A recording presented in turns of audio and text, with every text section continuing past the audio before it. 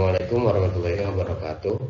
Perkenalkan, saya Muhammad Raja Prasetya, selaku Ketua Tim Analisis Website JNT. Pada kesempatan kali ini, kami akan membahas sebuah topik yang menarik, yaitu analisis pengukuran usability terhadap website ekspedisi JNT bersama rekan-rekan saya, yaitu Muhammad Raja Prasetya, saya sendiri, Muhammad Naufal, Jenny Enggaris Mawardani, Nathanael Danu Wiharja, Putri Maulida Hasana, serta Ikhwan Yuda. Nah, berdasarkan dari latar belakang yang ada pun batasan masalah dan tujuan pada penelitian ataupun analisis kali ini adalah yang pertama adalah batasan masalah yang ingin diselesaikan, yaitu mengukur tingkat usability terhadap website JNT Express. Kemudian adapun tujuan yang ingin dicapai adalah melakukan pengukuran usability system terhadap website JNT Express. Apa yang dimaksud dengan interaksi manusia dan komputer? Sebelum mengetahui apa yang dimaksud dengan IMK tersebut, kita harus mengetahui terlebih dahulu pengertian dari interaksi itu sendiri, yaitu interaksi adalah komunikasi dua arah antara manusia user dan sistem komputer. Interaksi menjadi maksimal apabila kedua belah pihak mampu memberikan simpulan dan respon, aksi dan reaksi yang saling mendukung. Jika salah satu tidak dapat dijalankan, maka interaksi akan menghalangi hambatan atau bahkan menuju pembiasan tujuan. IMK atau yang disebut interaksi manusia dan komputer yaitu sebuah ilmu yang mempelajari hubungan antara manusia dengan komputer yang di dalamnya berisi tentang mendesain, mengevaluasi, dan mengimplementasikan sistem komputer yang interaktif sehingga dapat digunakan oleh manusia dengan mudah. Sistem ini dapat disebut sebagai interface. Dalam interaksi manusia komputer, terdapat 3 unsur yang terdiri dari interaksi antara manusia dan komputer. Nah, yang pertama adalah interaksi. Interaksi merupakan suatu jenis tindakan atau aksi yang terjadi sewaktu dua atau lebih objek mempengaruhi atau memiliki efek satu sama lain.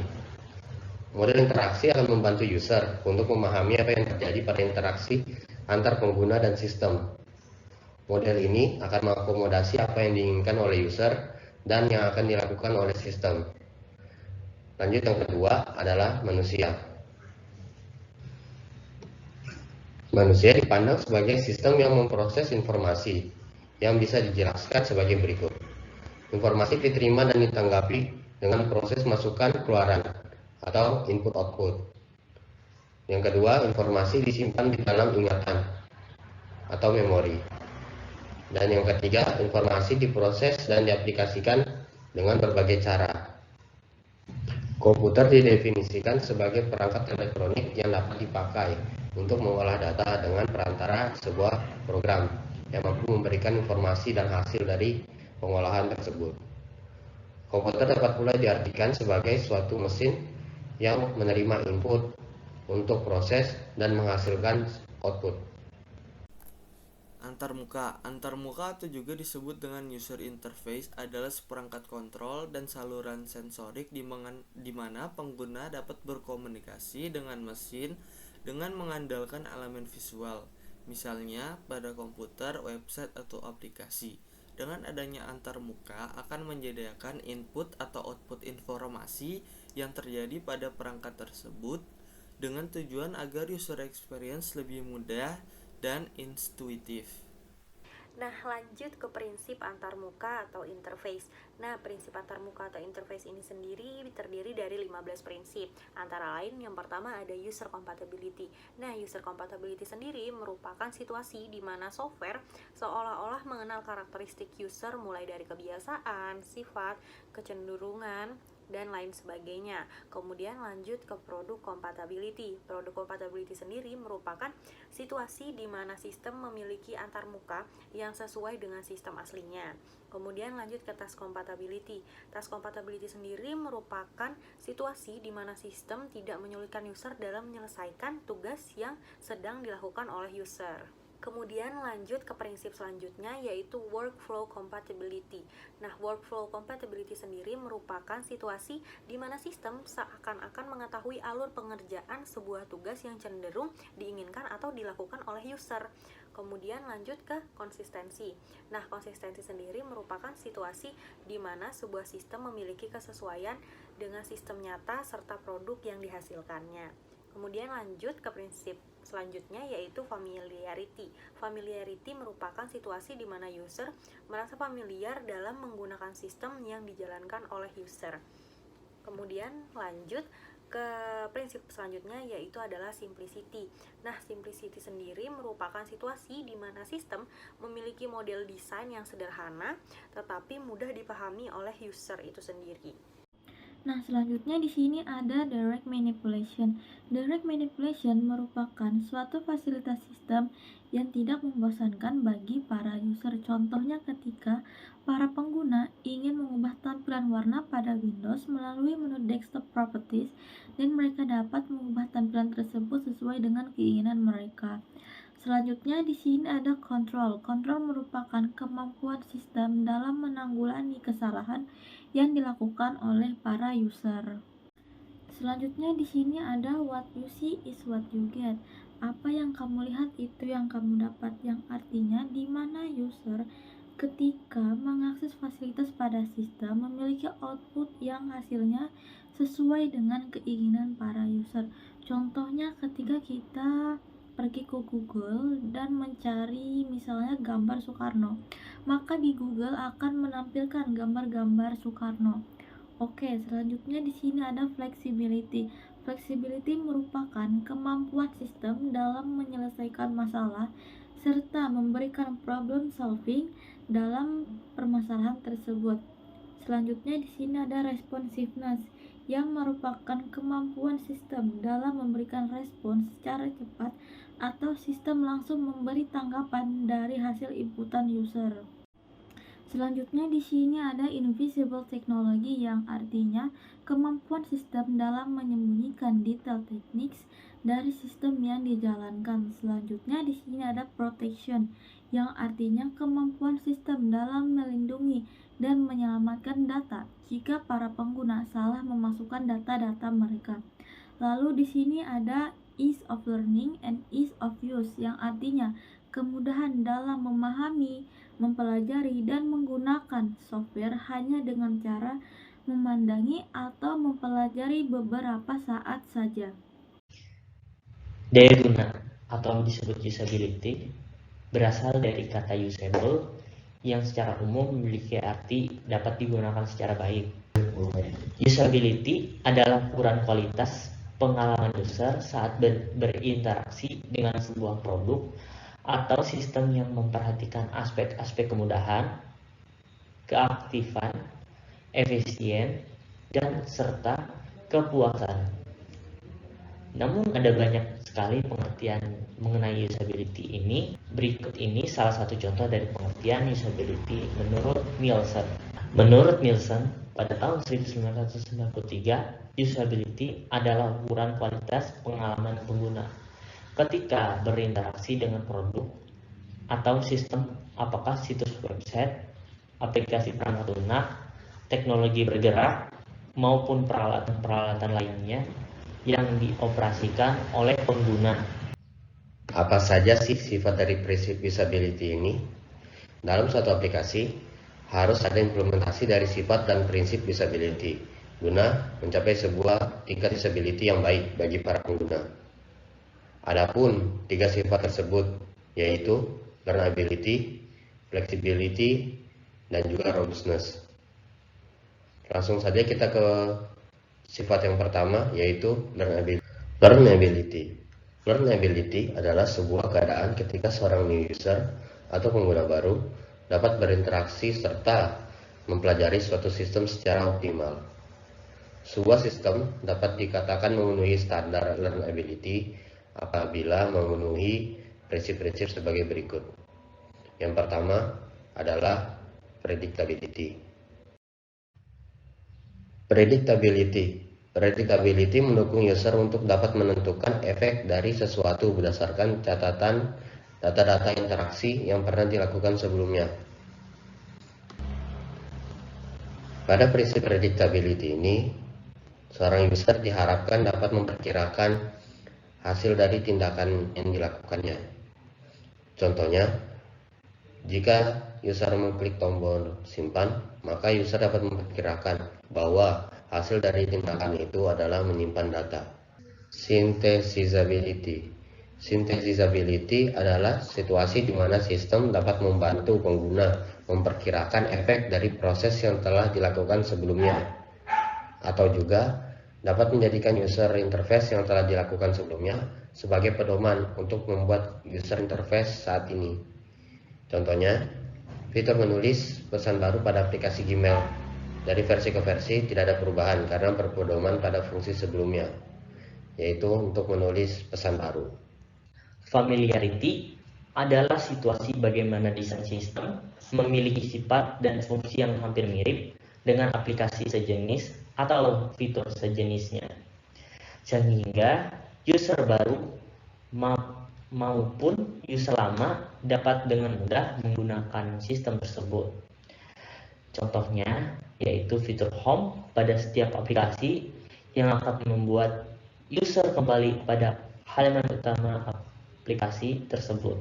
Generalizability merupakan penyamarataan konsep dari seluruh sistem yang akan diimplementasikan dalam suatu sistem. Contohnya yaitu fitur close digunakan untuk menutup aplikasi dan fitur save digunakan untuk menyimpan data. Konsistensi dapat diartikan bahwa kemiripan fungsi untuk melakukan input maupun output haruslah sama. Kita ambil contoh pada aplikasi PLC Media Player dan Movies MTV yang memiliki fitur pause, resume, skip forward, skip back yang sama. Nah, baik, kita lanjut ke flexibility. Nah, flexibility ini sendiri merupakan bentuk solusi dari sistem informasi atau software dalam menyelesaikan masalah yang ada pada saat sistem dioperasikan, atau secara umum user ini dapat dengan mudah bertukar informasi dengan sistem. Nah, flexibility ini sendiri biasanya terdiri dari beberapa karakteristik, atau sebuah website atau aplikasi atau software dapat dikatakan memiliki sifat flexibility apabila memiliki beberapa karakteristik atau sifat ataupun prinsip sebagai berikut. Yang pertama ada dialog inisiatif. Nah, dialog inisiatif sendiri merupakan bentuk solusi dari sistem atau software agar user memiliki kebebasan dalam sebuah kontak dialog yang memungkinkan user ini terhindar dari kendala yang sedang dialami. Nah, contoh kecil dari dialog inisiatif adalah ketika kita sedang menggunakan aplikasi Word, kemudian kita menuliskan beberapa kata ataupun kalimat. Ketika kita ingin keluar atau kita menekan button exit dari aplikasi Word tanpa kita menyimpan file tersebut, maka akan muncul dialog box pada aplikasi Word yang biasanya berisikan dialog, kemudian button save, don't save, ataupun cancel. Nah, dialog box ini sendirilah yang merupakan bagian dari dialog inisiatif, karena dialog box ini sendiri menghindarkan user dari kendala yang dialami. Kemudian lanjut ke sifat yang berikutnya, yaitu adalah multithreading. Nah, multithreading sendiri merupakan kemampuan sistem untuk mendukung interaksi user dalam melakukan lebih dari satu pekerjaan pada waktu yang sama. Nah, contoh kecil lagi pada aplikasi Word juga. Nah, pada aplikasi Word terkadang pada aplikasi ini terdapat kesinambungan atau hubungan dengan aplikasi lain, seperti contohnya yaitu Excel dan PowerPoint. Nah, pada saat kita menggunakan aplikasi Word ini, kita dapat sekaligus juga menggunakan aplikasi ataupun membuka aplikasi seperti Excel dan PowerPoint secara bersamaan atau dalam waktu yang bersamaan. Selanjutnya di sini ada transmigratability, yaitu contohnya pada website GNT, user dapat menghubungkan widget melalui scan barcode untuk menghubungi call center GNT. Kenapa bisa disebut dengan transmigratability? Karena adanya perpindahan kontrol antara sistem dengan user. Selanjutnya yaitu ada substitutivity. Pada website GNT, mereka memiliki peta atau maps yang dapat diperkecil atau diperbesar menggunakan shortcut pada Maps. Hal ini dapat dikatakan substitutivity karena sistem dapat memberikan perintah pengganti. Selanjutnya di sini ada customizability, yaitu desain yang dapat dimodifikasi atau diubah oleh para pengguna secara adaptif. Contohnya pada website, para pengguna dapat mengubah tampilan website menjadi mode gelap atau mode terang sesuai dengan keinginan para pengguna. Contoh lainnya yaitu pada website, para pengguna dapat mengubah bahasa sesuai dengan keinginan mereka masing-masing. Robusness. Definisi dari robusness sendiri ialah sebuah metode yang bertugas untuk mendukung pengguna dalam menentukan keberhasilan pencapaian dan penilaian tujuan pada sebuah website yang nantinya berfungsi untuk meningkatkan usability pada situs web secara keseluruhan. Di dalam robustness terbagi menjadi 4 sifat. Yang pertama, observability. Observability adalah sebuah kemampuan yang dimana pengguna dapat melakukan observasi terlebih dahulu pada sistem internal untuk mengumpulkan informasi yang dapat dimengerti dan dirasakan pengguna. Contohnya, pada website atau aplikasi, membuat sebuah menu navigasi untuk pengguna supaya bisa menggali informasi mengenai tujuan yang diinginkan.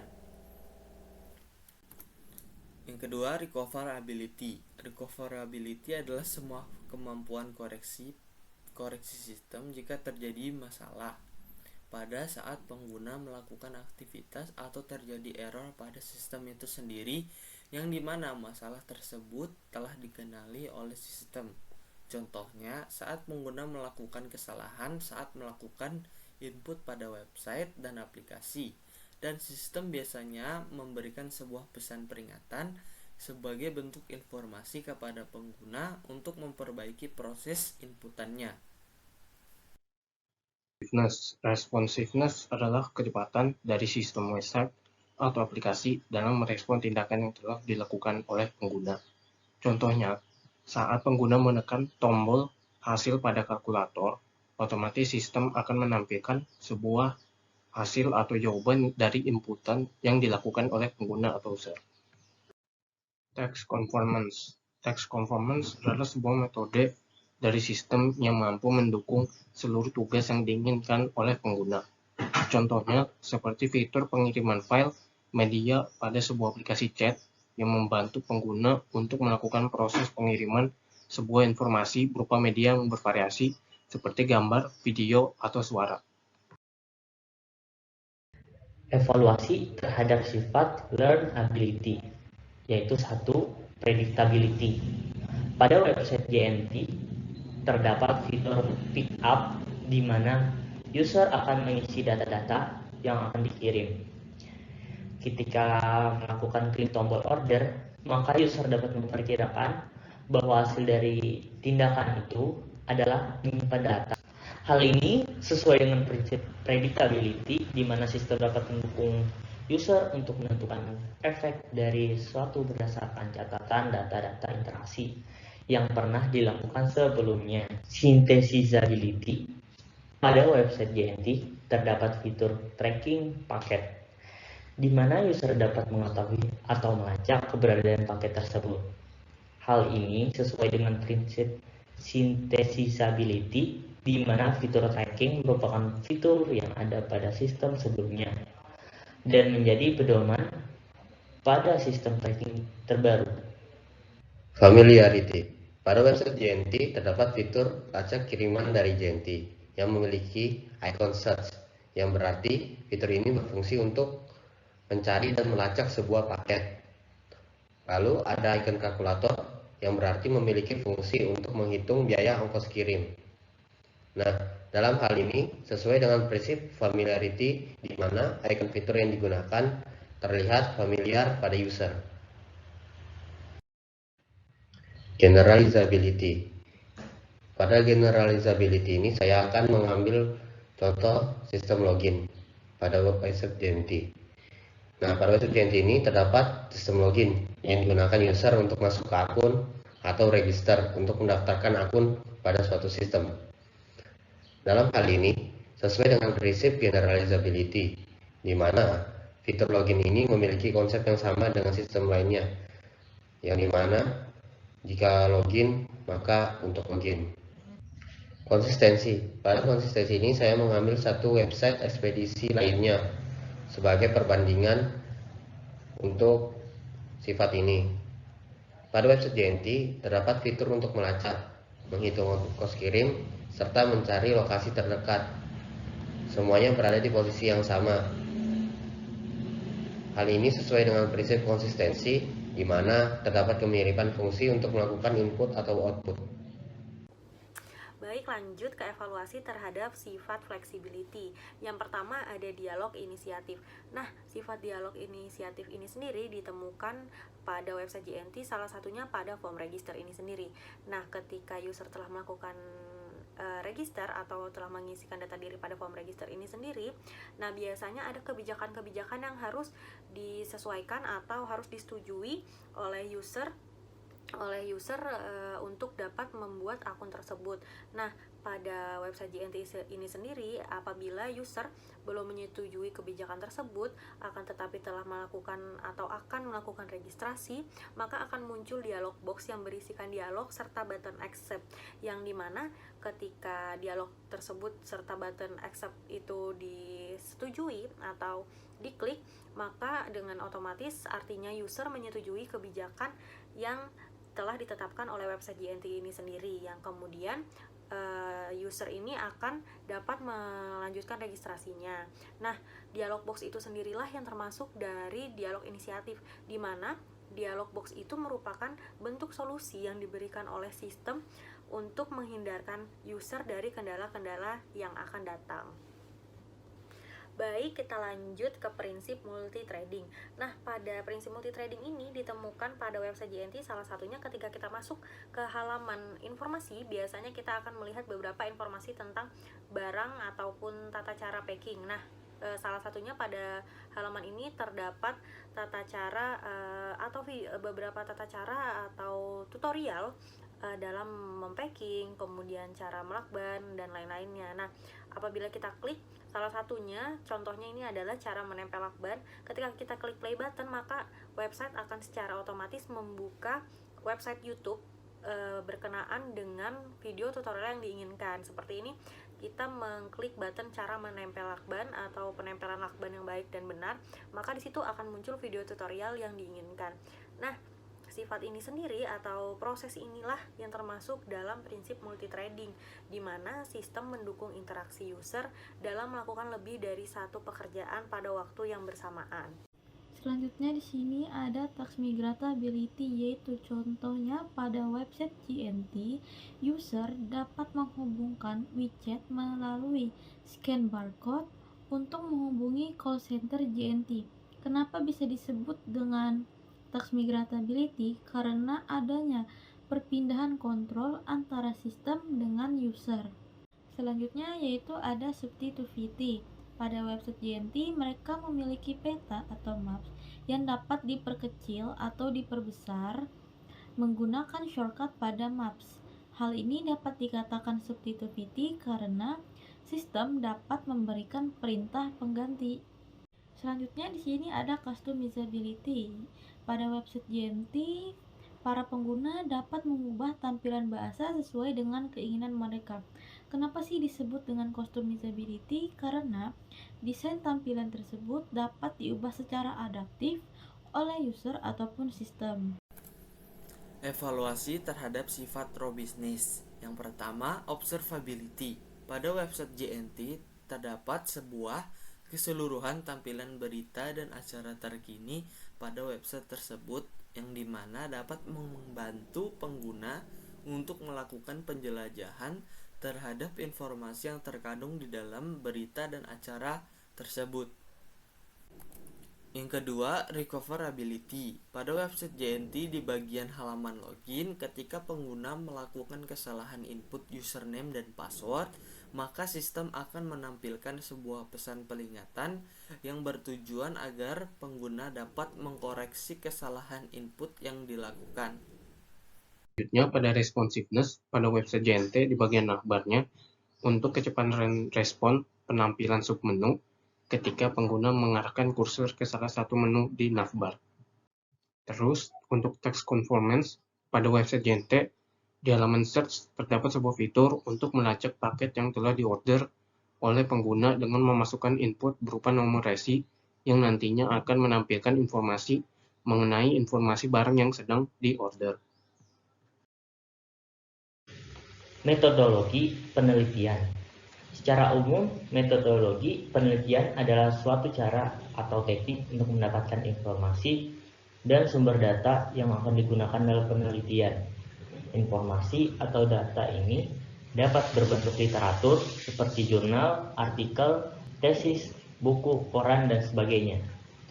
Selain itu, metodologi penelitian bisa juga diperoleh melalui media elektronik seperti televisi atau radio. Bahkan sumber data bisa juga diperoleh dari survei atau wawancara. Dibutuhkannya metodologi penelitian bukan tanpa alasan, karena dalam melakukan penelitian dibutuhkan suatu cara yang sistematis. Dengan metodologi penelitian inilah, maka suatu penelitian bisa dipertanggungjawabkan karena memiliki tingkat kredibilitas yang cukup tinggi. Untuk itu, pada penelitian ini digunakan metodologi penelitian kuantitatif untuk mendapat informasi atau sumber data yang dibutuhkan. Metodologi penelitian kuantitatif dapat diartikan sebagai bagian dari serangkaian investigasi sistematik terhadap fenomena dengan mengumpulkan data untuk kemudian diukur dengan teknik sistematik, matematika, dan komputasi. Adapun pada penelitian analisis pengukuran usability pada website ekspedisi JNT dilakukan metode skala Likert dengan menggunakan pengisian kuesioner oleh beberapa responden yang nanti hasilnya akan menjadi tolak ukur tingkat usability pada website JNT Experts. 3.3 kuesioner. Untuk memaksimalkan penelitian ini, kami telah membuat kuesioner seputar penerapan pendayagunaan usability terhadap website JNT, yang dimana pertanyaan tersebut dibagi sesuai dengan ketiga sifat yang mempengaruhi usability tersebut, di antara lain learnability, flexibility, dan robustness. Dalam membuat kuesioner pada penelitian ini, digunakan alur sebagai pedoman dalam menyusun pertanyaan yang nantinya digunakan untuk mengukur tingkat usability pada penelitian ini. Adapun alur yang digunakan sebagai berikut. Yang pertama, home, terus login, terus my icon, order, terus search atau international, terus information, dan terakhir about us. Adapun tampilan halaman sebagai berikut. Pertama ada tampilan halaman utama. Kedua, tampilan halaman login atau register. Ketiga, tampilan halaman my account. Keempat, tampilan halaman order. Kelima, tampilan halaman search atau internasional. Keenam, tampilan halaman informasi. Dan terakhir, tampilan halaman about us. Dari salah satu kuesioner predictability, yaitu apakah Anda setuju fungsi dari logo JNT Express mudah diprediksi untuk membantu Anda ke halaman utama? Dari salah satu kuesioner synthesability adalah apakah Anda setuju bahwa fitur find drop point dapat membantu Anda memperkirakan efek proses menemukan titik lokasi drop point terdekat ketika memasuki kecamatan. Dari salah satu kuesioner familiarity, yaitu apakah Anda setuju bahwa icon search membantu Anda mengenali fungsi fitur tersebut untuk mencari data. Dari salah satu kuesioner generalizability, yaitu apakah Anda setuju bahwa fitur kontak kami atau kontak us memiliki konsep untuk menghubungi customer service. dari salah satu kuesioner konsistensi, yaitu apakah Anda setuju bahwa letak menu navigasi dapat mempermudah Anda dalam menentukan menu yang ingin dipilih? Baik, kita masuk ke kuesioner prinsip dialog inisiatif. Nah, pada kuesioner ini terdapat pertanyaan yaitu, apakah Anda setuju dialog yang muncul dengan button setuju merupakan bentuk inisiatif dari sistem untuk menyetujui syarat dan ketentuan website. Nah, di sini responden akan menilai apakah peristiwa atau proses tersebut merupakan termasukkah ke dalam prinsip dialog inisiatif, karena seperti yang kita ketahui tadi bahwa dialog ini dengan button setuju tadi termasuk dalam sifat dialog inisiatif. Oke, lanjut ke kuesioner prinsip multithreading. Nah, di sini ada pertanyaan yaitu apakah Anda setuju bahwa panduan pada halaman informasi yang secara otomatis terhubung dengan video panduan pada channel YouTube JNT membantu Anda dalam mendapatkan informasi tanpa harus keluar dari website JNT. Nah, di sini responden akan menilai apakah peristiwa tersebut peristiwa di mana website JNT dapat secara bersamaan membuka website YouTube, termasukkah ke dalam prinsip multithreading itu sendiri, karena seperti yang kita tahu bahwa sifat ini termasuk ke dalam prinsip multithreading. Nah, kemudian kita lanjut ke kuesioner transmigratability. Nah, di sini ada pertanyaan yaitu apakah Anda setuju perpindahan kontrol pada barcode untuk menghubungi call center internasional melalui aplikasi WeChat membantu Anda dalam mencari informasi terkait halaman search internasional. Nah, di sini responden akan menilai apakah peristiwa tersebut termasuk dalam transmigratability. Nah, karena seperti yang kita ketahui bahwa terdapat perpindahan kontrol pada peristiwa tersebut yang artinya termasuk ke dalam transmigratability. Oke, lanjut ke substitutivity. Pada kuesioner substitutivity ini terdapat pertanyaan yaitu apakah Anda setuju fitur page up merupakan perintah pengganti scroll ke atas pada website mempermudah Anda untuk naik ke halaman awal ketika Anda berada pada halaman bawah About Us. Nah, di sini responden akan menilai apakah fitur tersebut sesuai dengan prinsip substitutivity. Nah, karena seperti yang kita tahu bahwa substitutivity ini merupakan perintah pengganti atau merupakan jalan cepat dari fitur-fitur yang ada. Baik, kita lanjut ke kuesioner customizability. Di sini terdapat pertanyaan yaitu apakah Anda setuju fitur memilih bahasa mempermudah Anda dalam memodifikasi bahasa pada sistem. Nah, di sini nantinya responden akan menilai apakah peristiwa tersebut atau proses tersebut termasukkah ke dalam prinsip customizability, karena seperti yang kita ketahui bahwa proses custom ini termasuk dalam prinsip customizability. Raw business. Definisi dari raw business sendiri adalah sebuah metode yang bertugas untuk menangani kesalahan atau error selama eksekusi sistem pada sebuah website yang nantinya berfungsi untuk meningkatkan usability pada situs web secara keseluruhan dan memberikan sebuah solusi yang jelas dan langkah-langkah yang sesuai kepada pengguna untuk mencapai tujuannya. Salah satu pertanyaan kuesioner pada sifat observability. Apakah Anda setuju bahwa menu navigasi yang ditampilkan pada website JNT telah berfungsi dengan baik sebagai petunjuk Anda dengan melakukan observasi terlebih dahulu? Salah satu pertanyaan kuesioner dalam sifat recoverability. Apakah Anda setuju bahwa tampilan pesan peringatan di menu login sebagai bentuk koreksi dari sistem mudah dipahami untuk Anda dalam memasukkan username dan password dengan benar? Responsiveness, apakah Anda setuju bahwa kecepatan respon penampilan submenu ketika Anda mengarahkan kursor ke salah satu menu di navbar cukup baik pada halaman home? Selanjutnya di text conformance, apakah Anda setuju fitur navbar telah berfungsi dengan baik untuk mendukung proses yang sedang Anda lakukan di website JNT? Baik, kita masuk ke diagram kuesioner. Nah, berdasarkan kuesioner yang telah diisi oleh beberapa responden yang akhirnya mendapatkan 100 responden, maka didapatkan grafik hasil ataupun diagram hasil sebagai berikut. Yang pertama ada pertanyaan dasar. Nah, di sini kita mendapatkan grafik usia, di mana yang dapat kita lihat ternyata kebanyakan besar atau 24% dari 100 responden ini berusia 19 tahun. Nah, kemudian lanjut ke pertanyaan pertama atau status saat ini. Nah, dapat kita lihat bahwa di sini mayoritas pengisi dari form ini atau kuesioner ini adalah 61,5% seorang mahasiswa. Kemudian lanjut, dan beberapa ada yang tidak menyebutkan statusnya karena status ini bersifat opsional. Baik, kita lanjut ke pertanyaan apakah Anda pernah mengunjungi situs JNT Express. Nah, di sini didapatkan hasil yaitu 74% orang pernah mengunjungi situs JNT Express dan sisanya tidak pernah. Kemudian lanjut. Nah, jika belum, apakah alasan Anda tidak ingin menggunakan aplikasi JNT Express?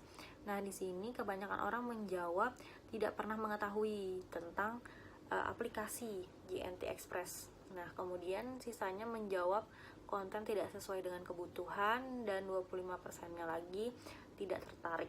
Kemudian lanjut ke pertanyaan apakah Anda mau melanjutkan survei ini guna membantu kami agar dapat melakukan evaluasi tampilan sistem untuk keperluan penelitian, dan mayoritas menjawab sebanyak 83% menjawab tertarik. Berdasarkan kuesioner yang telah dilakukan, maka didapatkan diagram lingkaran dari setiap prinsip pada sifat learnability. Berikut ini merupakan salah satu diagram lingkaran dari predictability.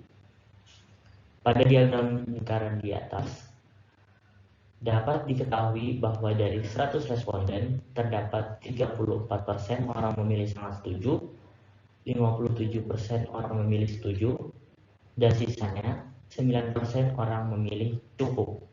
Berikut ini merupakan salah satu diagram lingkaran dari synthesability, familiarity, generalizability, serta konsistensi.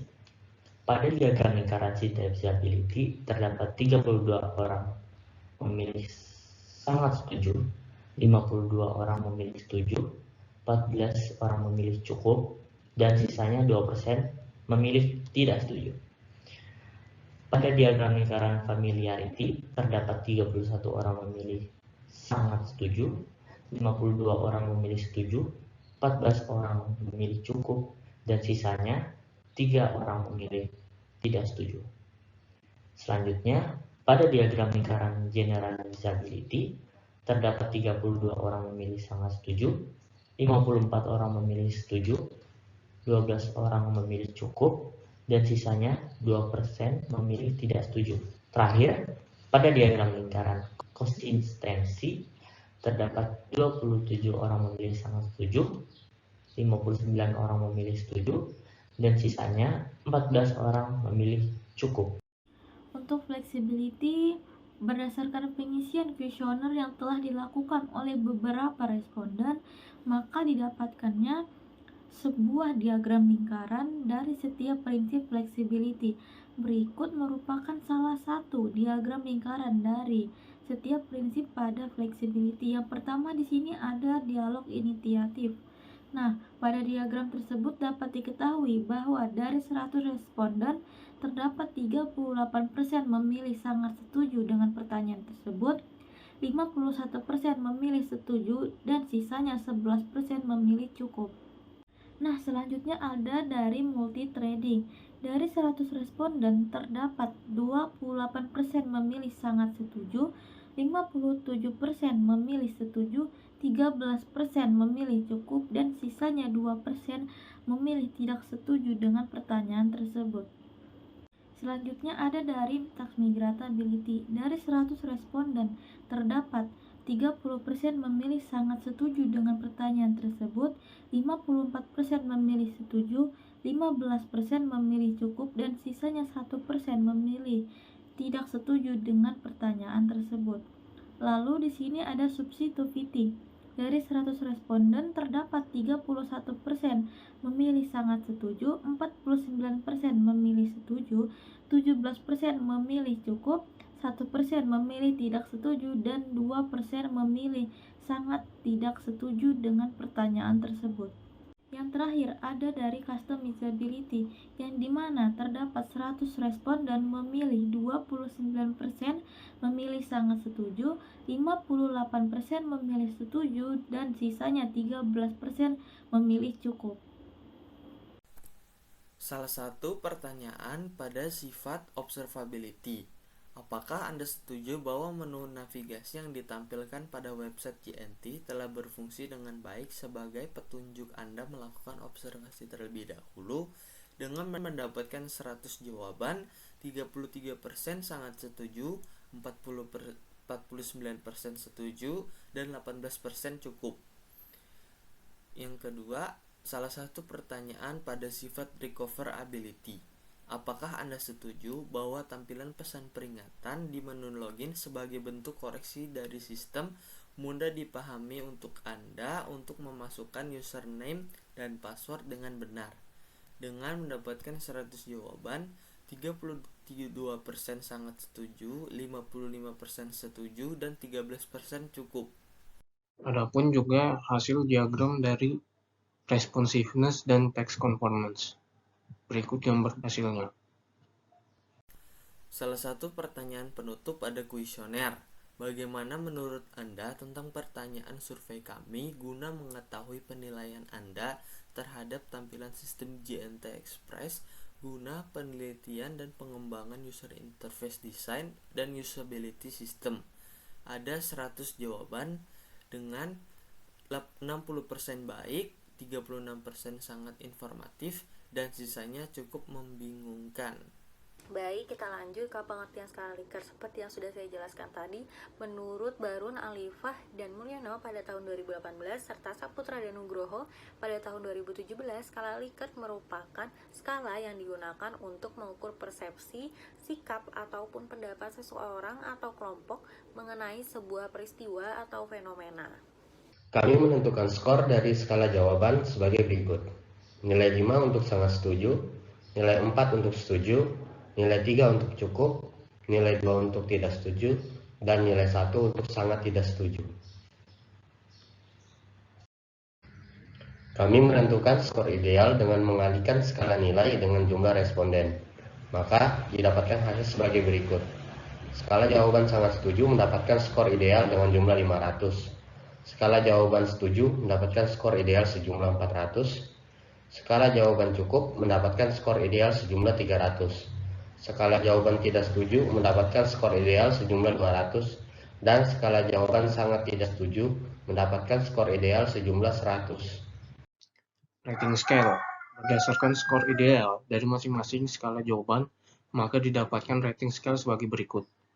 Nilai jawaban 401-500 mendapatkan skala jawaban sangat setuju. Nilai jawaban 301-400 mendapatkan skala jawaban setuju. 201-300 mendapatkan skala jawaban cukup. 101-200 skala jawabannya adalah tidak setuju. 0-100 skala jawabannya sangat tidak setuju. Kami menentukan skor ideal dengan mengalihkan skala nilai dengan jumlah respon. Pada rating scale didapatkan hasil seperti gambar di atas. Selanjutnya didapatkan range table sebagai berikut. Untuk jawaban sangat setuju mendapatkan nilai jawaban dari 401 sampai 500. Untuk jawaban setuju mendapatkan nilai jawaban dari 301 sampai 400. Untuk jawaban cukup mendapatkan nilai jawaban dari 201 sampai 300. Untuk jawaban tidak setuju mendapatkan nilai jawaban dari 101 sampai 200. Dan untuk jawaban sangat tidak setuju mendapatkan nilai jawaban dari 0 sampai 100. Adapun range table dari masing-masing pertanyaan pada kuesioner didapatkan sebagai berikut. Predictability nomor 1 memiliki hasil sebesar 25 dengan keterangan sangat setuju. Nomor 2 memiliki hasil sebesar 429 dengan keterangan setuju. Nomor 3 memiliki hasil sebesar 415 dengan keterangan sangat setuju. Nomor 4 memiliki hasil sebesar 21 dengan keterangan setuju. Dan terakhir nomor 5 memiliki hasil sebesar 427 dengan keterangan sangat setuju. Untuk synthesability, nomor 1 memiliki hasil sebesar 403 dengan keterangan sangat setuju. Nomor 2 memiliki hasil sebesar 414 dengan keterangan sangat setuju. Nomor 3 memiliki hasil sebesar 413 dengan keterangan sangat setuju. Nomor 4 memiliki hasil sebesar 409 dengan keterangan sangat setuju. Dan nomor 5 memiliki hasil sebesar 428 dengan keterangan sangat setuju. Untuk prinsip familiarity, nomor 1 memiliki hasil sebesar 411 dengan keterangan sangat setuju. Nomor 2 memiliki hasil sebesar 423 dengan keterangan sangat setuju. Nomor 3 memiliki hasil sebesar 417 dengan keterangan sangat setuju. Nomor 4 memiliki hasil sebesar 422 dengan keterangan sangat setuju. Dan nomor 5 memiliki hasil sebesar 412 dengan keterangan sangat setuju. Untuk generalisability, nomor 1 memiliki hasil sebesar 416 dengan keterangan sangat setuju. Nomor 2 memiliki hasil sebesar 417 dengan keterangan sangat setuju. Nomor 3 memiliki hasil sebesar 422 dengan keterangan sangat setuju. Nomor 4 memiliki hasil sebesar 411 dengan keterangan sangat setuju. Dan nomor 5 memiliki hasil sebesar 419 dengan keterangan sangat setuju. Untuk konsistensi, nomor 1 memiliki hasil sebesar 413 dengan keterangan sangat setuju. Nomor 2 memiliki hasil sebesar 414 dengan keterangan sangat setuju. Nomor 3 memiliki hasil sebesar 411 dengan keterangan sangat setuju. Nomor 4 memiliki hasil sebesar 413 dengan keterangan sangat setuju. Dan nomor 5 memiliki hasil sebesar 415 dengan keterangan sangat setuju. Baik, kita lanjutkan ke perhitungan sifat flexibility. Yang pertama ada skor ideal.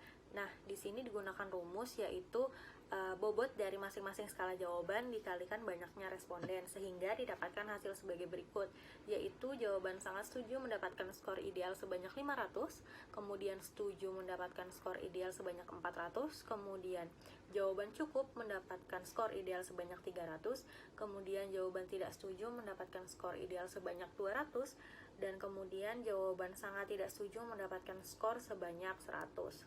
Kemudian kita lanjut ke rating scale. Nah, berdasarkan skor ideal yang ada, maka didapatkan rating scale sebagai berikut.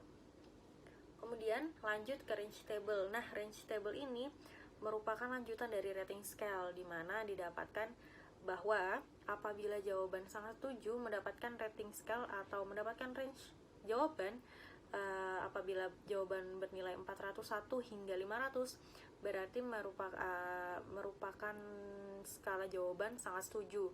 Kemudian apabila terdapat pada range table 301 hingga 400 berarti pertanyaan tersebut termasuk ke dalam skala jawaban setuju. Kemudian apabila termasuk pada nilai 201 hingga 300 maka termasuk dalam skala jawaban cukup. Kemudian apabila berada pada range 101 hingga 200 maka terdapat pada skala jawaban tidak setuju. Dan apabila mendapatkan range table dari 0 hingga 100 maka mendapatkan skala jawaban sangat tidak setuju. Kemudian kita masuk ke perhitungan dari masing-masing prinsip yang ada pada sifat flexibility. Yang pertama ada dialog inisiatif.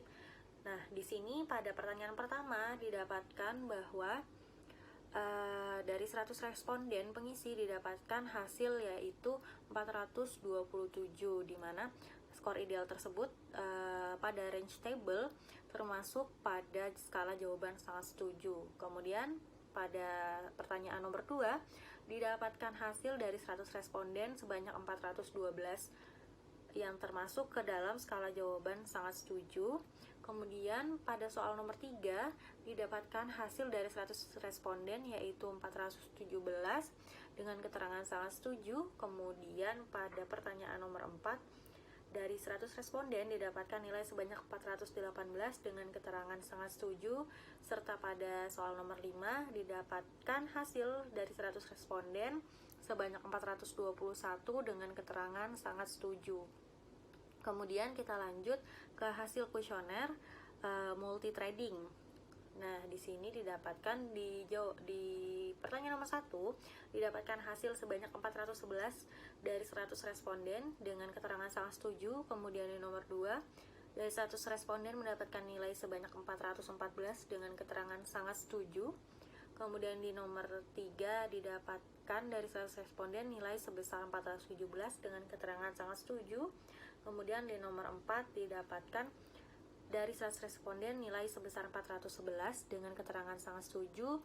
Serta pada nomor 5 didapatkan hasil dari 100 responden sebanyak 413 dengan keterangan sangat setuju. Selanjutnya ada dari tax migratability. Dari 100 responden terdapat 30% memilih sangat setuju dengan pertanyaan tersebut, 54% memilih setuju, 15% memilih cukup, dan sisanya 1% memilih tidak setuju dengan pertanyaan tersebut. Lalu di sini ada substitutivity. Dari 100 responden terdapat 31% memilih sangat setuju, 49% memilih setuju, 17% memilih cukup, 1% memilih tidak setuju, dan 2% memilih sangat tidak setuju dengan pertanyaan tersebut. Untuk soal ketiga didapatkan total hasil dari 100 responden sebesar 405 dengan keterangan sangat setuju. Untuk soal keempat didapatkan total hasil dari 100 responden sebesar 409 dengan keterangan sangat setuju. Untuk soal kelima didapatkan total hasil dari 100 responden sebesar 413 dengan keterangan sangat setuju. Nah, selanjutnya ada range table dari substitutivity. Untuk soal pertama didapatkan total hasil dari 100 responden sebesar 405 dengan keterangan sangat setuju. Untuk soal kedua didapatkan total hasil dari 100 responden sebesar 405, keterangannya sangat setuju. Untuk soal ketiga didapatkan total hasil dari 100 responden sebesar 411 dengan keterangan sangat setuju. Untuk soal keempat didapatkan total hasil dari 100 responden sebesar 410 dengan keterangan sangat setuju.